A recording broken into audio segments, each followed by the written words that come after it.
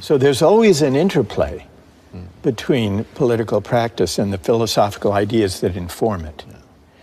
And often they can go off the rails. They can go in very dark directions that the philosopher may never have wanted or anticipated. That's always a danger.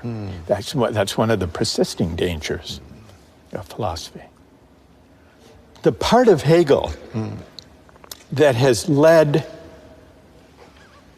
political practice astray in wrong direction, that teaches that history has a single ultimate destination,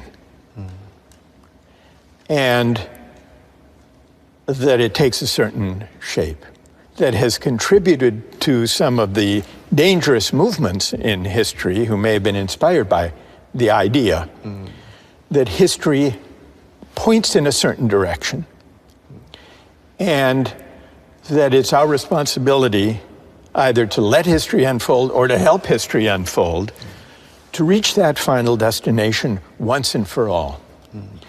I think the phrase or the idea, once and for all, is a deeply dangerous idea.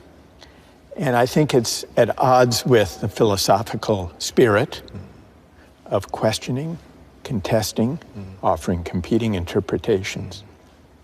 In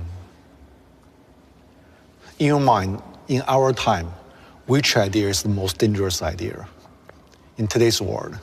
I would say that the forces today that are most dangerous are the versions of religious fundamentalism or of hyper-nationalism or of ideological purity that all draw in one way or another on the idea that moral truths and human truths are singular, that there's only one way of interpreting our past, there's only one historical end or destination, there's only one true way of interpreting religious and spiritual traditions.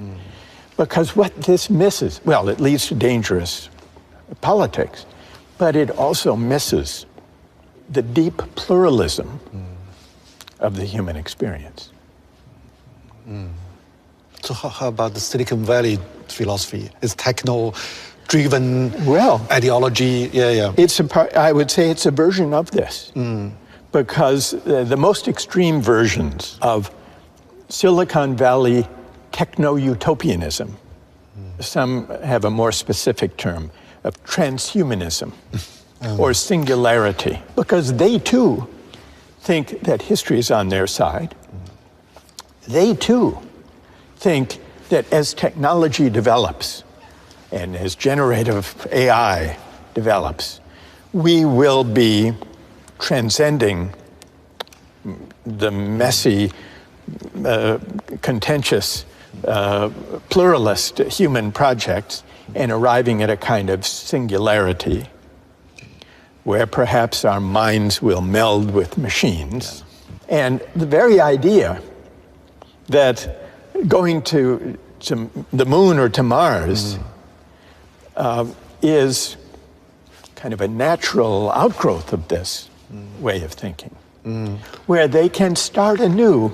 It's the ambition really to start from scratch with a clean slate, to begin anew, unfettered, uncomplicated by disagreement, contestation, challenge, dialogue, controversy, where they can start anew and build a society from scratch that is not, as they might see it, weighted down by the controversies that arise whenever human beings gather in society. So there is something, it's fantastical, but it's also dangerous and hubristic, because it implies that they are the avatars, they are the pioneers, the initiators of this new frontier that breaks free from the messy need to negotiate, to discuss, to disagree, which is essential to the human experience.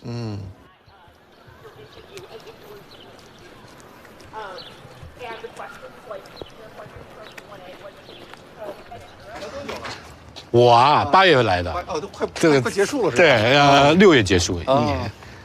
我们进来吧。好。而且你是哪天到的？前天刚到。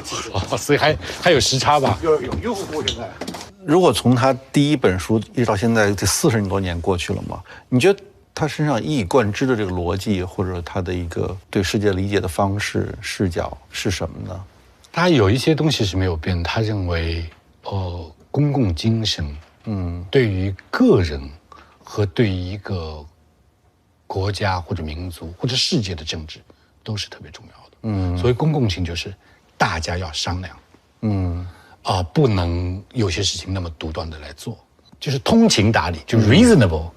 你不能有一个说我们发现了一个法则，这个法则无论是你是用政治上的那种规约教条也好，或者市场上教条也好，你都要得想想在各种不同的情景下它会怎么样。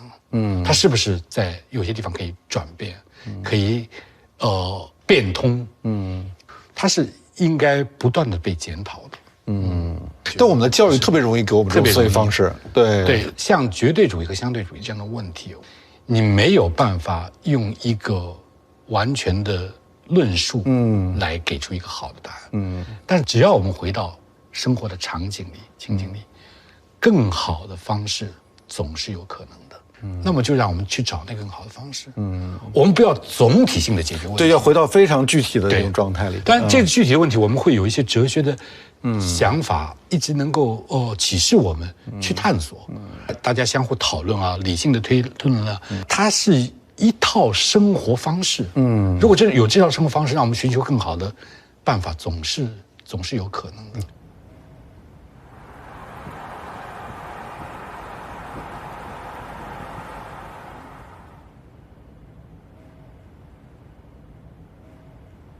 So could you imagine maybe in the coming years, everyone has set here to emigrate into the Metaverse?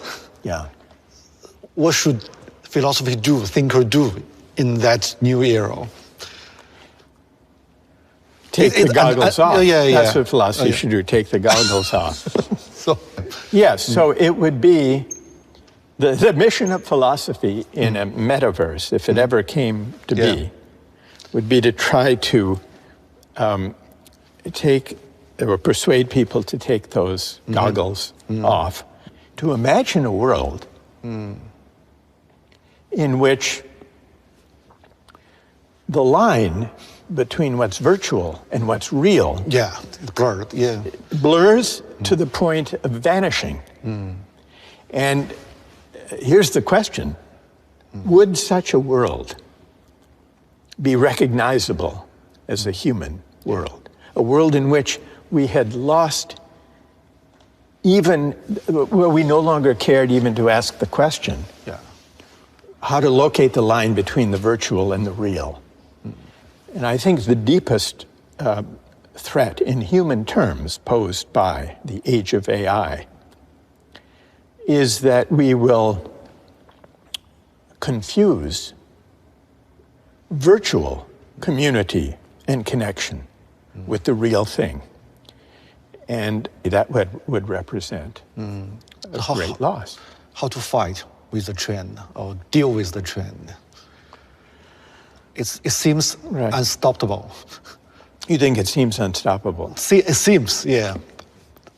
I'm and not why? sure. Well, it's worth asking, in figuring out how to stop it, it's worth asking why it seems unstoppable. Why do you think?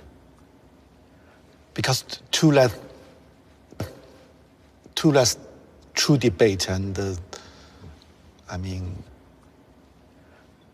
discussion about it. Most people just follow the trend.